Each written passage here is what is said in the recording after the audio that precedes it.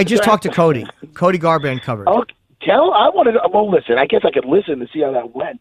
But, I mean, that was, Cody. Yeah. I thought you were talking about Colby Covington.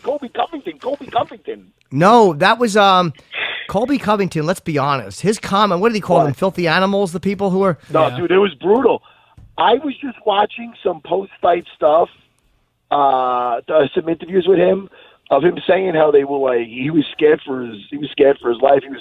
He got right to the hotel, and he bunkered down. People were knocking on his door saying they were reporters. He was fucking, that's some scary shit, dude. That's dangerous, man. Yeah, it is. You know? It is, he said I'm sorry, he said that Machida, before he walked out to fight Brunson, was giving him an ear beating. Being like, yo, man, how dare you, Brazilian? He might have ruined that night for Machida. Wait. Who is giving who a beating? He gave Machida. Before after he said what he said, about... Could we play that, what he said? Yeah, do we have... I asked Chris for it before. Do we have Colby... I haven't heard the comments. We should play that so everybody knows what we're talking about. I know. Yeah, I have it. It's right here. Yeah, Chris has it. Okay, so, I mean, that's bad. How about a hand for my new favorite fighter, Colby Covington? Here's why he said that. By the way, Jimmy, I'm sorry. Sure. You're not seeing... Right after that, he's running. Everybody's throwing water bottles at him, and they're throwing garbage at him. He's running to the back. He said once he got in the back, the Brazilian fighters are threatening him. Before Machida had to walk out to fight Brunson in the main event, started giving him a fucking ear beating. Oh. That was what I was telling you. Oh, yeah. Sorry, buddy. Well, you know what? He felt he was not treated well there. He felt like he was not treated well by the Brazilian fans. So... why else would he say that? Like, why else would a fighter call the country dogs or animals unless he was treated poorly? I think he was responding to being treated like shit by the Brazilian fans. And you have a right to respond if you're being treated horribly. And I don't mean being booed or them yelling, you're going to die. That's what they do. They're very passionate fans, and they're really great fighter fans. But if they're throwing water bottles at a guy when he's walking out to fight, any fans that do that, go fuck yourself. Your allegiance to whether it's a nation or a flag or a race or an ideology, fuck you. You can't throw water bottles at a guy who's about to go in and fucking and fight. No, it was after the fight when he was running. No, but it must have been beforehand too. He had problems, I'm sure, before that, or he wouldn't have said that. No, I don't. You know what I think? I think that he's going hard, and from his interviews, this is what I think. If I'm wrong, I'm sorry, Matt.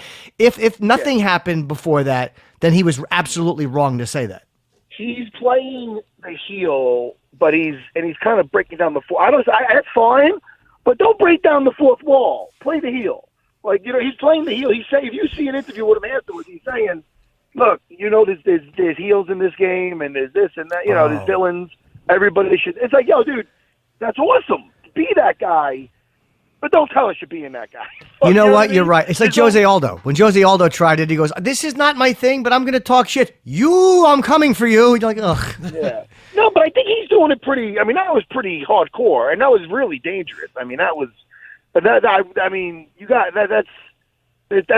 playing the heel, but, that over there, that is fucking dangerous. Well, let me say, though. Once he said that, I was worried about that guy getting to the airport. Let me say that. If he said, Brazil, you're dogs, and you're filthy animal. If he said that for no reason other than to play the heel, then he's wrong. That's not the way you play the heel. That's shitty. Yeah, listen, not to play devil's advocate back and forth here, but in fairness, their chant is you're gonna die. It's not exactly, It is. That could get to you. And let me give a shout out just at the same night, Jimmy. I know we had a bunch of good fights. Yes. The guy Jared Flash Gordon fought on the undercard. There were some great fights on the undercard, and he fought a very tough Brazilian that Chris Medusa is going to tell me his name in a second.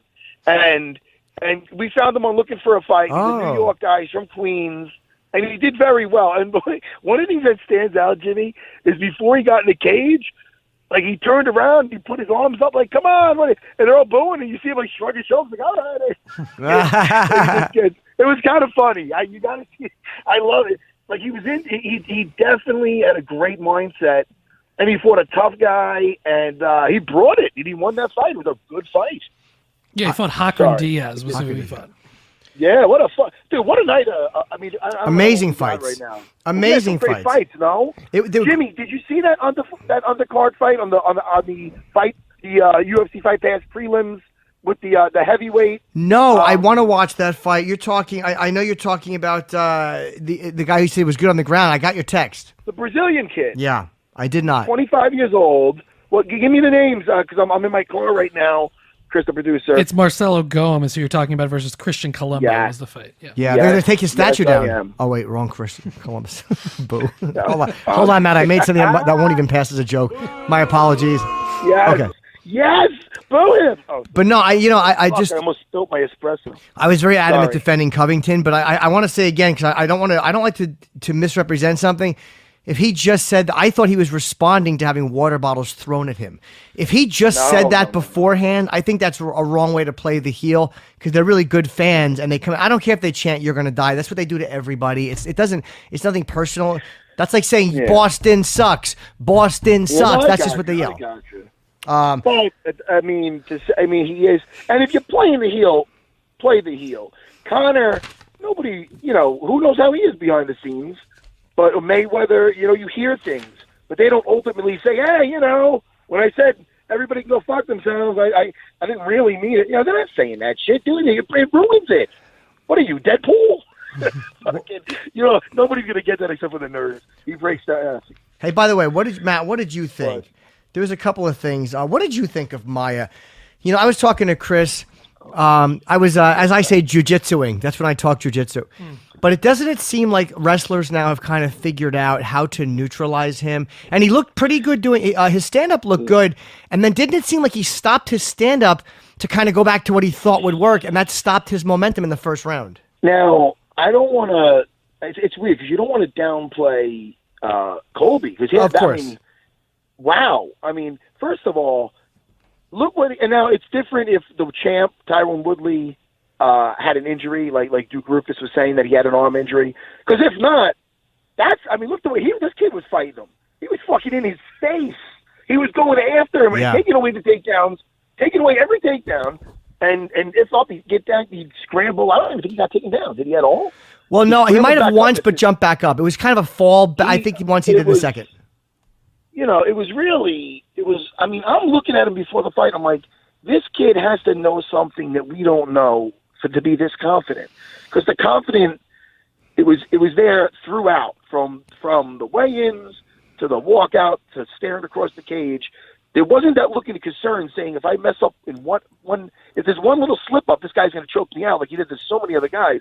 There was something that he knew, and maybe it's his wrestling background or he saw what Woodley did. His cardio's phenomenal. Maybe he saw what Woodley did, and I didn't see him lose confidence. But it seemed like in the second, he was throwing low kicks, which again is smart against Maia. You don't want to throw fucking, high kicks that he can grab. But it seems like he was concerned with Maia beginning to time him a little better, and he did stop throwing them at one point. And he was throwing I said to Chris before, I did these big kind of roundhouse looping left. But it did seem like he changed his strategy a little bit. Maia was more tired by the second, but it seemed like he was worried Maia was going to time him a little bit. I think somebody in his corner even said, hey, he's timing you a little better. So he might have been worried about that too.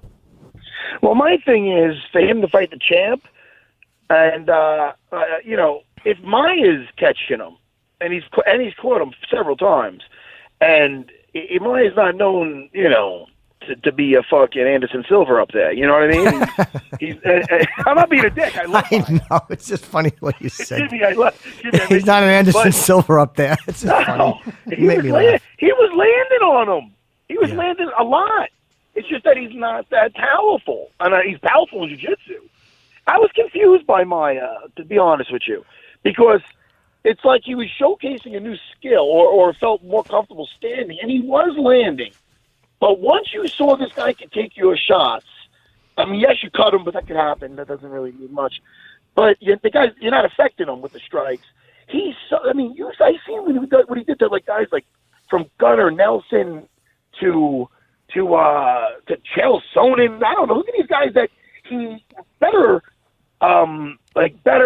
wrestlers. And how Rick Story, you know what I mean? He can still get their back. He can still look what he did. Carlos Condit. It's amazing that he didn't. He usually, if a shot doesn't work for him, he immediately.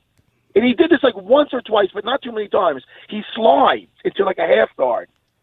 But I seen Colby take it away a couple of times, but he did try it, like after he was doing his whole stand-up thing, which probably got him more tired than doing his usual game because it's not something he's used to doing. Maybe he's a little older now too, and maybe sorry, Matt. Maybe he figured that once Tyron put it out there and literally stuffed, what was it, 23 or once Tyron did a master job of stopping this jiu-jitsu expert, once he showed this is how you completely shut him down. And as a wrestler, maybe he felt he had to do something different to try to soften him up a little bit, maybe do a little bit of damage, maybe throw a punch and then fucking level change. That might have just been a reaction to Woodley shutting him down completely. Oh, okay. I'm guessing. I don't know. Woodley, yeah. But isn't it interesting though? Wouldn't it kind of behoove Damian Maia to throw a high kick, mix some kicks in, because he doesn't care if he gets taken down. He wants to be taken down. Yes, and please ignore the fact that our dear friend said behoove.